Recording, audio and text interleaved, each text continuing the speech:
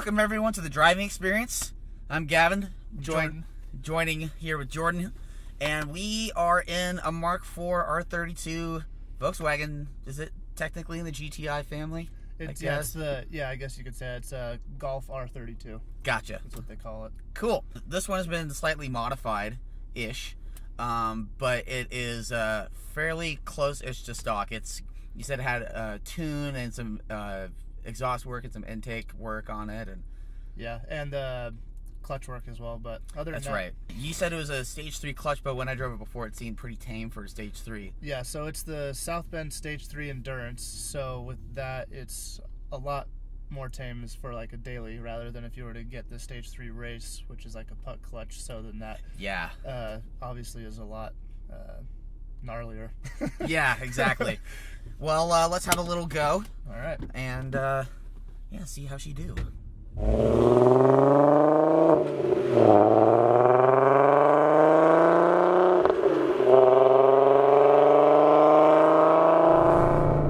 One of the great things I love about these VR6 motors is just the sound. I mean, there is the kind of the cliche like Chewbacca sound, how it's just but it's so lively and responsive to throttle inputs that it's really charming. Yeah, and that's one thing that's nice about like the NA engines is the fact that it's you get that instant like responsive like power. You don't have to wait for any spooling or anything like exactly, and it's also linear too, though, right? Exactly. Yeah, it's consistent power, like you said, it's linear rather than just like, oh, you're going and all of a sudden boost hits and then you're like in the seat. Exactly.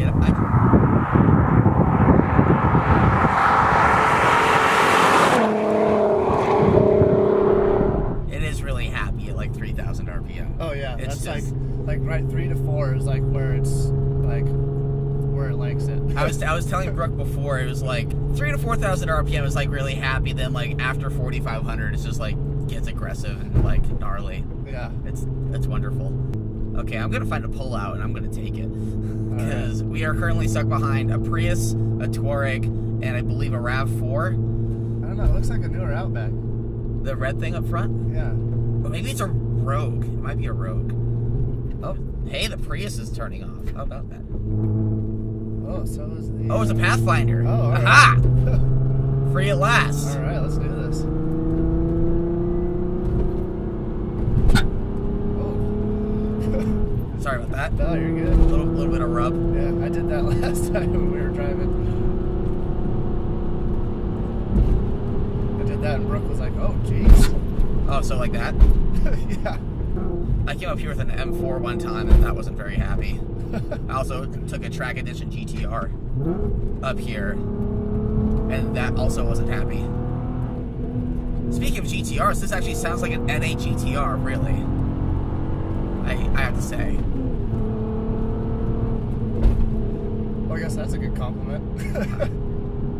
No, like I'm not a fan of the VQ motors of how they sound generally. Yeah, right. Because mostly when I hear them, it's out at the track and they're all straight piped and they just sound awful. Yeah, right. Yeah, definitely. But this sounds a lot more happy and pleasant.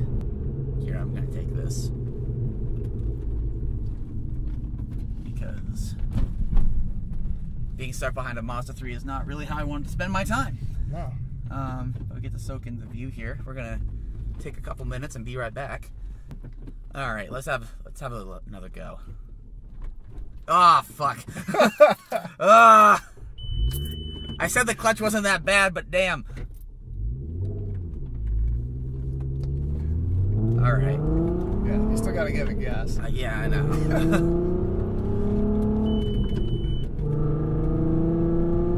So this has a Haldex system. Yes.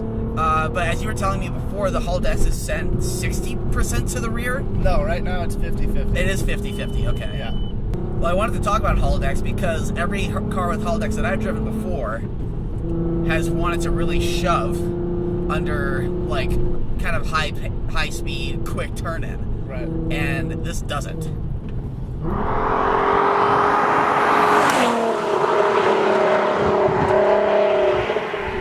Yeah, I think that could have a lot to do with the way the 50-50 split is. Okay. I like it, but at the same time, I almost feel like when you have the 50-50 split, that it's almost in times it can be too much power to the front. Right. That's why when I get the tuner here soon, I'm most likely going to do a... well, I mean, you can change it on the fly, but I think most of the time I'll probably do 60-40, 60 in the rear, 40 in the front. Gotcha. Well, as we were going through those last couple corners there, I definitely felt the car pull inward. Right. It didn't do what I've experienced before, like in the second generation TTS and various Mark 6 and Mark 7 Golf R's, and it was actually fairly content with the corner. So, good on you, Volkswagen, for that. I think it does help too with the short wheelbase, and then also the fact that it's not at stock ride height, so it's a little bit lower to the ground, so your center of gravity is a little lower. That's so true. I think that helps a lot with the cornering.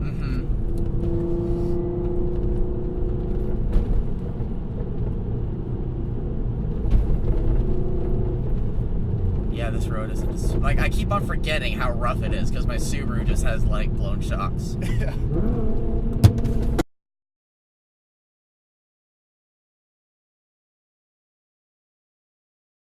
Does that look about right?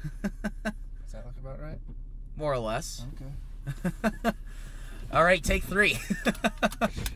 It's a fairly pleasant car. I mean, the sound isn't too obnoxious. We'll see how it comes out in the video. Suspension isn't too rough. My only real gripe, and you said this is like this when you got the car, is the shift linkage needs to be... Right, yeah. And so that's something I'm going to do probably here soon with, like, probably within the next month or so. Okay. Do shift linkage. And then as you can kind of hear when you hit some of the bumps, it sounds like it's time for some new struts. Yeah. But yeah, I mean, that's stuff that's going to be taken care of here within the next month or so. So that'll be... Oh, the seats. I forgot about the seats. Oh, yeah. These are super comfortable seats. I don't know what you all on the internet have heard. I got some footage of these seats, though. I mean, it's like super padded race buckets. And for someone of my frame, I'm 5'10" and 160 pounds. Yeah. It's like perfect. Yeah, and I'm 6'2", and I weigh like 175, and they just hug you. It's yeah. Unbelievable. Yeah, no, they're great. They're not too firm. And it's cool, too, because that's actually factory. These are factory seats. Yeah, they're not aftermarket at all. This is what came in them when you bought the car. Which is awesome. Like, why aren't more seats like this? I don't know. Good for Volkswagen, and please make Golf R seats great again. Yeah, after our last shoot, like after I went home, like I kind of want to get an R32 and boost it. I want to do that too, but I feel like that's going to be... It's a lot of money. Well, it's a lot of money for one too, but then at the same time, I feel like it's going to be a lot like my Audi was, where I'm constantly working on it. Whereas like this, right. It's reliable already as it is. It's already got enough power that for like what I would need or whatever as a daily driver. Yeah. So I'm content with like where it's at. So I mean, unless I get like another car later on down the road and I keep this one and I just end up wanting to like just build this one. Make this the race car. Yeah, exactly.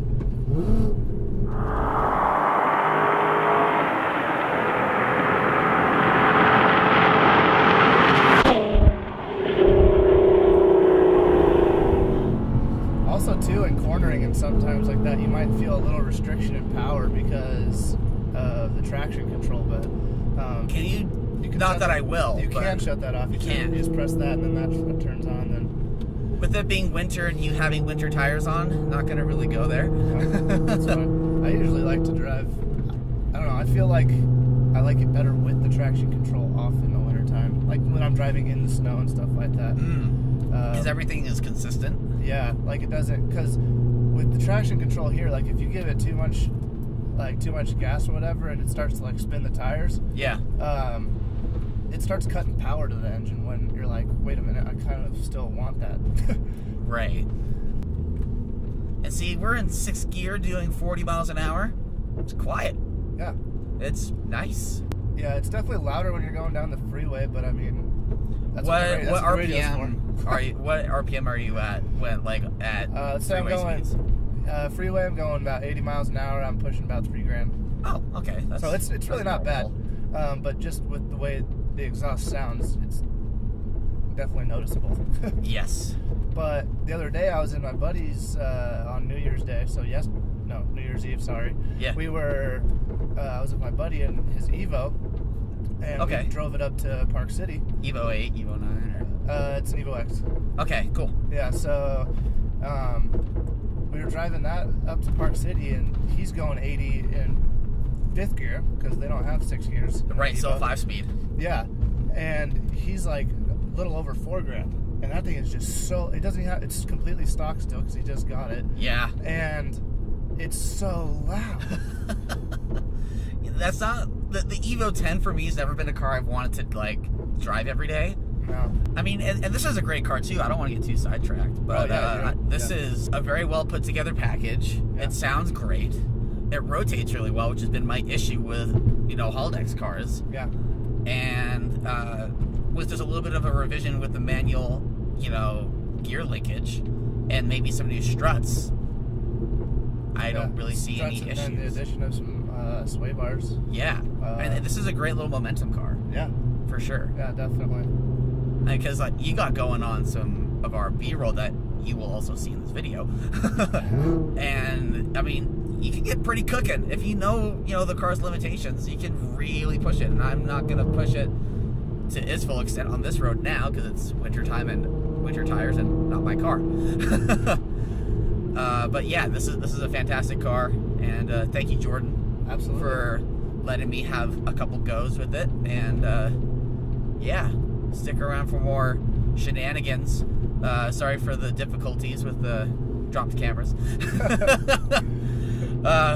Wasn't necessarily expecting that, but yeah, you can catch us on all of our social medias. Just search CAMautoMag, and yeah, hopefully we'll see you around soon. See you later. Thanks, guys.